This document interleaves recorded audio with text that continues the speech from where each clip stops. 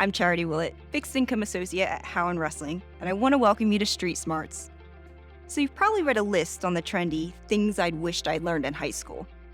Popular choices include basic finance like budgeting, how to use credit, saving, and investing. While these topics may very well be valuable if taught in high school, you'll give your kids a stronger foundation if you start them much younger.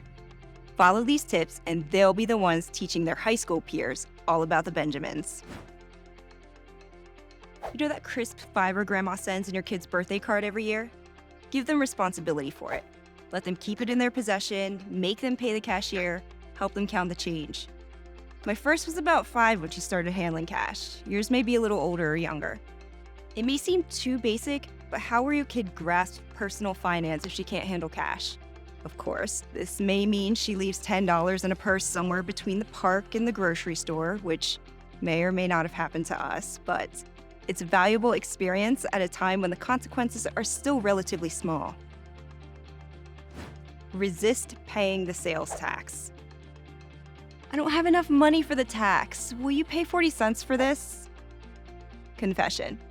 I've paid the sales tax for my oldest way too many times.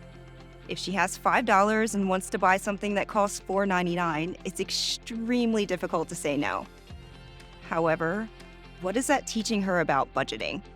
Sure, 40 cents seems like nothing, but what happens to those who habitually overspend by 8%? As hard as it is, resist. She probably didn't need that $4.99 item anyway. Set boundaries, sometimes. Kids thrive on boundaries, so setting boundaries when it comes to your kid spending his own cash is vital. We all know what kids buy when left to their own devices. Junk. Cheap, breakable junk.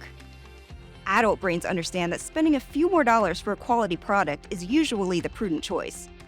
When we set boundaries for our kids about what they can and cannot purchase, it introduces the concept of quality over quantity.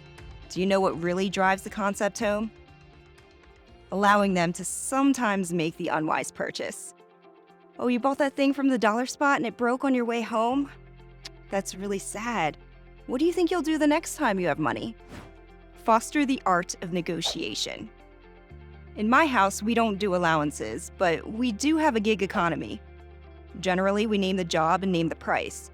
If the child doesn't think the price is right, he's encouraged to disagree and articulate why. We also maintain the right to withhold some or all payment until the job is done to our satisfaction, which means the job must be complete, done neatly, tools put away, all of that. Again, if the child disagrees with this decision, he is encouraged to make his case. We're going to ask questions and make him defend his argument, but we'll always reward his boldness with a middle ground. Empower them in entrepreneurship. So your kid wants to open a lemonade stand. Fun! Here's your chance to teach them some basic business management. What kind of lemonade does she want to sell? Does she want to have a specialized product? Organic, agave sweetened, lavender lemonade? How much does she think people are willing to pay for a glass of the icy good stuff? How will people know about her stand? Help her price out her starter materials and figure out how many glasses she needs to sell to break even. Bonus points if you arrange to loan her seed money rather than simply fund it yourself.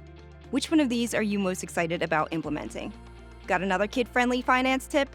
Drop it in the comments. And as always, thanks for tuning into Street Smarts with H&R. I want to learn about money.